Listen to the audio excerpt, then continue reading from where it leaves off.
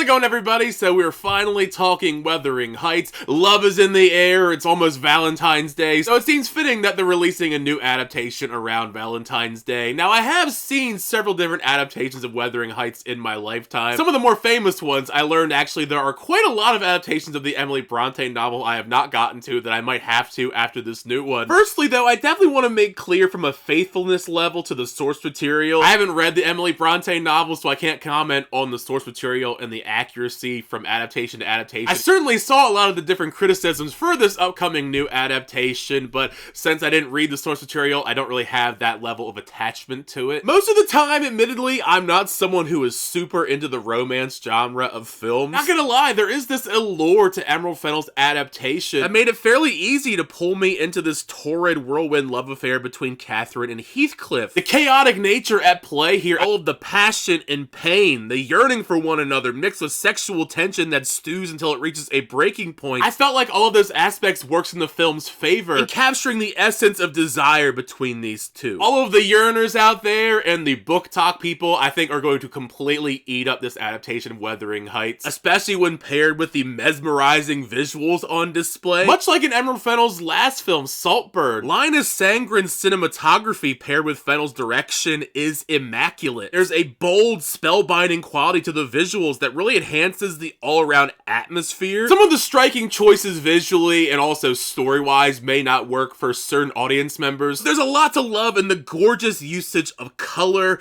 the luscious costuming, and the hypnotic score mixed with some music by Charli XCX. I'm certainly someone that's more of a casual enjoyer of Charli XCX's music, so don't come for me in the comment section. The music she made for Wuthering Heights, it does feel a bit bodacious for a period piece, but mostly fits for the all-around vibes of Fennell's adaptation. I'd have to imagine if you love Charli XCX's music, you're going to adore the album of music that she showcases for the film. For as cautiously optimistic I was about the casting overall for this adaptation, I found myself really enjoying a lot Margot Robbie and Jacob Elordi as Catherine and Heathcliff. For as chaotic of a roller coaster as their love story descends over the course of the story, there's a ton of intense sexual tension and chemistry between the two of them. Both Jacob Elordi and Margot Robbie pour out their souls in their performances, and that raw emotion leads to a handful of very steamy moments between them. Those are going to be the scenes I'm sure a lot of people are going to be talking about online the weekend of Valentine's Day, but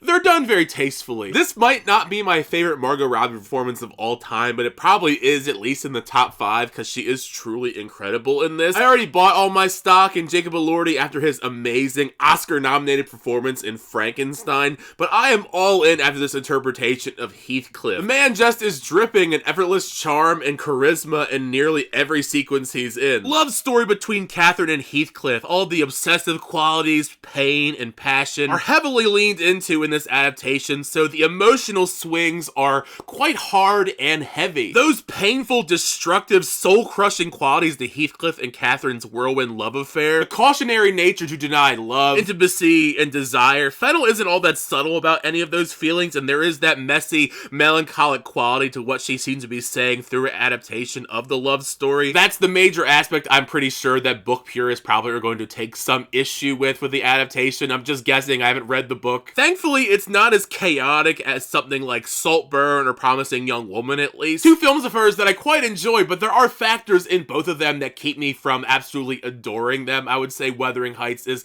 a step in the right direction for Fennell overall. Once the next award season rolls around, I am curious what the prospects for Wuthering Heights is going to be. We haven't even gotten through the last award season yet, so I don't want to make too many predictions for Wuthering Heights, but I certainly feel like its strongest shots overall definitely is the technical category. Costuming, production design, depending on how the year shakes out, cinematography might be the best bet. While I can't imagine everyone will vibe with Emerald Fennell's adaptation of Wuthering Heights, there's a lot I enjoyed in how intoxicating the approach was here, tackling this passionately twisted yet tragic romance, and Jacob Elordi and Margot Robbie superbly elevate the emotions to quite an intoxicating level to go along with a colorful, gorgeous visual experience. I can definitely see why Warner Brothers wanted to position this for Valentine's Day weekend. I think there's going to be quite a lot of people going out to see this Valentine's Day weekend. Like I talked about earlier, the book talkers, the yearners of the world. If you want a good amount of romance and steaminess for Valentine's Day,